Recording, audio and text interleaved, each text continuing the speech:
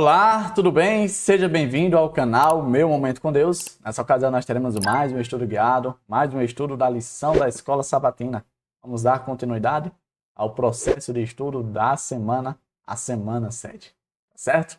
Antes de nós conhecermos qual será o tema de hoje, eu quero convidar você a, junto comigo, a buscarmos a presença de Deus em oração. E logo em seguida, a gente cai para dentro do estudo, tá bom? Vamos orar então? Bom Deus que estás nos céus, mais uma vez, nós somos gratos a Ti por estarmos vivendo essa experiência junto a Ti. Isso é obra do Teu Espírito Santo, que a todo instante vem trabalhando em nosso coração, nos convencendo do pecado, nos convencendo sobre as boas decisões que devemos tomar. Decisões essas que com certeza irão nos conduzir mais para perto de Ti. Ah, Deus, continua a derramar sobre nós essa bênção inestimável que é a presença do Teu Espírito, para que dessa forma nós não saiamos mais da Tua presença. Perdoa os nossos pecados, Pai.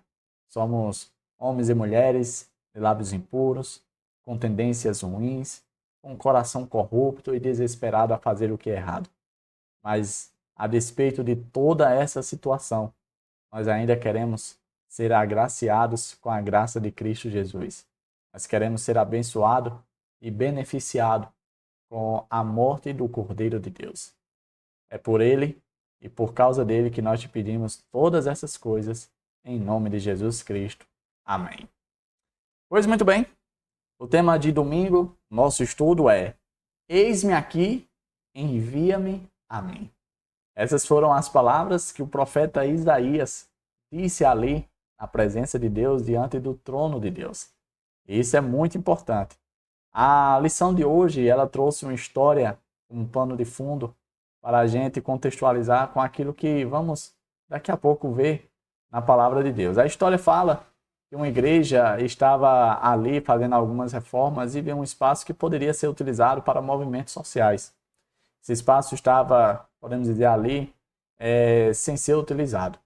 E aí a primeira coisa que essa igreja decidiu fazer como um meio de reforma foi colocar luzes fortes, luzes boas, para uma boa iluminação do lugar. O problema é que quando eles fizeram isso, alguns defeitos, algumas coisas que precisavam de reparo, que precisavam de atenção, ficaram em evidência. E é exatamente isso que acontece com Isaías quando ele adentra a sala do trono e fica na presença de Deus. A luz de Deus tornou evidente algumas coisas que deveriam ser resolvidas e melhoradas em si. Olha só esse ponto que eu destaquei. A visão impressionante do trono de Deus deixou Isaías dolorosamente ciente de seus defeitos. Ai de mim, estou perdido, lamentou ele. Sou homem de lábios impuros e habito no meio de um povo de lábios impuros. E os meus olhos viram um rei, o Senhor dos Exércitos. Olha só o que acontece quando um pecador, assim como eu e você, adentra a sala do trono.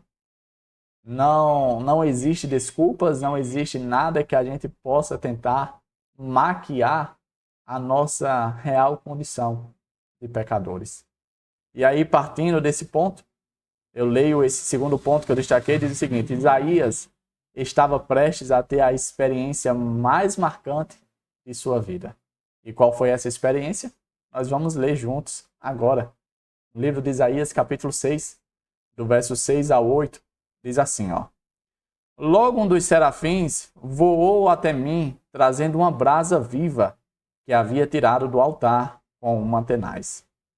Com ela tocou a minha boca e disse, veja, isso tocou os seus lábios, e por isso a sua culpa será removida, e o seu pecado será perdoado.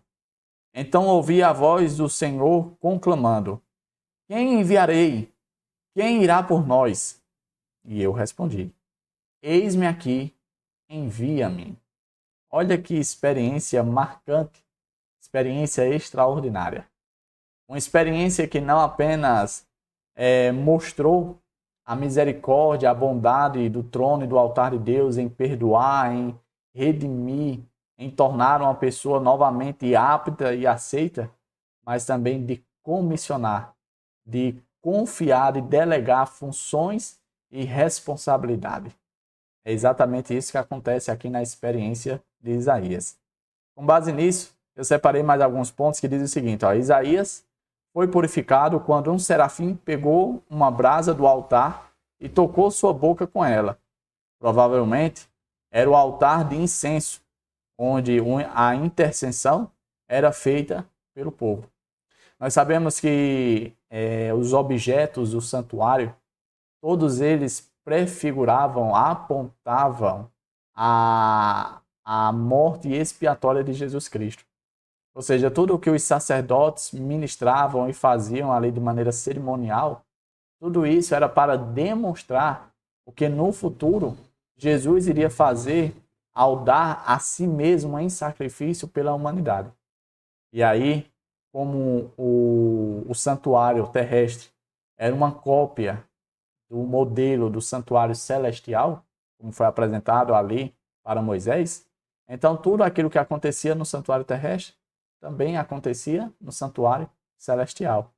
E o que purificou o profeta Isaías, o que tornou ele apto ao serviço de representar a Deus, foi exatamente ali uma brasa tirada do altar de incenso, né, onde faziam ali, onde era, vamos dizer assim, apontado o local para as orações. E ali era queimado o incenso, e o aroma do incenso, a fumaça do incenso subia aos céus, como demonstração das orações indo até ao trono de Deus. Tá certo? O próximo ponto que eu destaquei diz o seguinte: a palavra serafim significa aquele que queima. Jesus descreveu o ministério de João Batista usando as seguintes palavras. Olha como se encaixa perfeitamente. João era a lâmpada que estava acesa e iluminava. E por algum tempo vocês quiseram se alegrar com a sua luz. Jesus ele faz essa correlação, essa ligação entre o significado do termo serafim, né, do nome serafim, que é um tipo de anjo, para o ministério de João Batista. João Batista, por um tempo, ele foi uma luz, né, para as pessoas. Ele levou as pessoas à realidade de que eles precisavam mudar de vida, de que eles precisavam se arrepender, de que eles precisavam clamar o perdão dos céus. João Batista, ele não apenas conduziu as pessoas para Deus, para um arrependimento genuíno, para uma mudança de vida genuína, mas também ele foi a pessoa que mostrou e apresentou a verdadeira pessoa que poderia trazer graça, trazer salvação, trazer remissão de pecado, que foi a pessoa de Jesus Cristo. Lembra o que ele disse quando viu Jesus? Eis o Cordeiro de Deus que tira o pecado do mundo. João Batista foi quem identificou aquele que mais tarde seria não somente o alvo da nossa adoração, mas seria a pessoa responsável pela nossa aproximação, pela nossa entrada ao trono de glória de Deus. O outro ponto e o último que eu deixei aqui é o seguinte: Jesus veio ao mundo com a representação perfeita da glória do Pai. E Deus enviou um profeta, um pecador, que realizou uma tarefa semelhante à dos serafins. Se a gente fosse fazer a analogia, Jesus, ele representou a glória de Deus da mesma forma que Isaías viu a glória de Deus e caiu em si e disse: olha, eu não posso ficar aqui. Eu sou um homem de lábios impuros, eu sou um pecador, eu habito no meio de pessoas impuras. A glória de Deus, a presença de Deus não permite uma pessoa como eu. E aí Jesus era exatamente a glória de Deus. E João Batista? João Batista, ele fez o papel do serafim.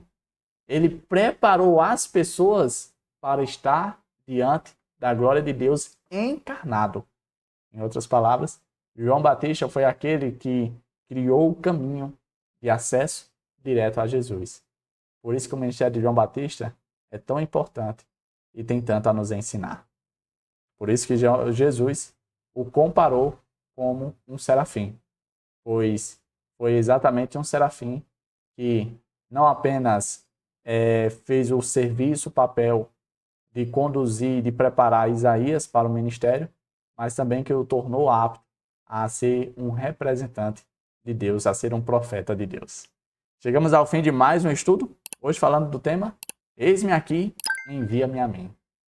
Isaías só pôde representar a Deus, só pôde proclamar a palavra de Deus quando teve um encontro com Deus e quando teve os seus pecados perdoados. E para mim, para você, não é diferente. Nós estaremos prontos para estar na presença de Deus por toda a eternidade quando tivermos esse encontro genuíno e buscarmos o perdão dos nossos pecados de maneira sincera. Tá certo? Que o Papai do Céu te abençoe e proteja de todo mal. Eu quero te ver aqui no próximo encontro para darmos continuidade ao nosso estudo semanal da lição da Escola Sabatina. Até a próxima e tchau, tchau.